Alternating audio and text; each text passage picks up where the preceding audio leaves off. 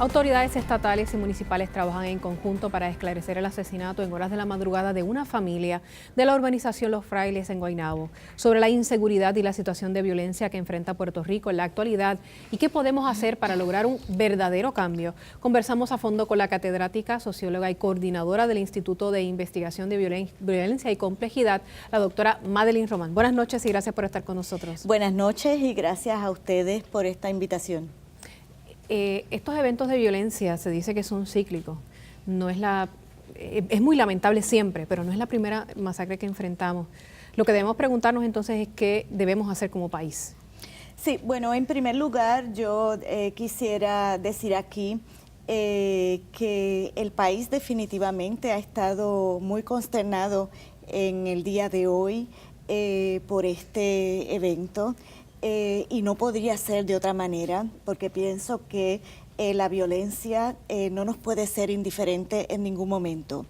Ahora, este evento es distinto a otros en el sentido de que estamos acostumbrados a ver este tipo de actos en las producciones cinematográficas, en los thrillers policíacos, pero podríamos decir que como evento, aun cuando sí han habido otros, es extraño todavía para sobre todo nosotros porque en los Puerto eventos Rico. de violencia usualmente están atados al narcotráfico. Sí, creo que ese es un asunto importante también a reconocer. Y en este caso no es así. No es aparentemente. así. No es así. Vamos a ponerle que ese tipo de actos, en todo caso, hemos estado acostumbrados a vincularlo con el fenómeno del narcotráfico. Yo creo que si algo se hace evidente con este evento en particular, es que esos niveles de violencia y crueldad están puestos a todo lo largo y ancho de lo social y ya no se circunscriben al fenómeno del narcotráfico. ¿A quién responsabilizamos? Tanto ¿Al peor Estado, en un a la sentido, ciudadanía? ¿verdad? Bueno, yo creo que lo primero que nosotros tenemos que reconocer es que la violencia es un problema complejo y que las modalidades de la violencia se han ido transformando e intensificando en Puerto Rico en los últimos años.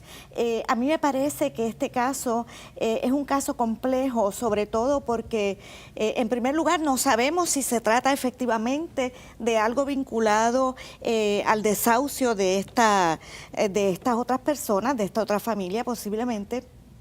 Por lo tanto, yo creo que es prematuro también llegar a conclusiones y necesitamos más información, sobre todo porque aquí en Puerto Rico muchas veces se activan procesos de criminalización previo a que los casos se vean en su mérito, ¿verdad? Sin embargo, ante la violencia que vivimos como país, ¿qué debe hacer la ciudadanía? Y cuando digo ciudadanía, esa familia que nos está sintonizando, ¿cómo puede poner su granito de arena? Esa madre que está criando sus hijos o ese padre que está criando sus hijos. Bueno, yo creo que en primer lugar nosotros tenemos que reconocer que hay una virulencia enorme contra el otro aquí en Puerto Rico y que hay una manera de tramitar los conflictos casi siempre violenta.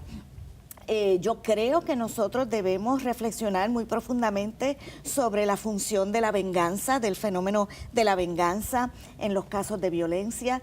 Creo que debemos reflexionar profundamente sobre lo que puede ser la desesperanza de la gente. Por ejemplo, yo creo que la crisis económica está calando cada vez más hondo en nuestra sociedad. Yo creo que el desahucio es una metáfora, ¿verdad? Yo creo que tendríamos que mirar hasta qué punto la propia violencia de la economía provoca en distintos sectores poblacionales activar los resortes de la violencia. Así que en ese sentido me parece que tenemos que reconocer como sociedad todos esos agudos y profundos problemas que inciden con eso que nombramos como violencia.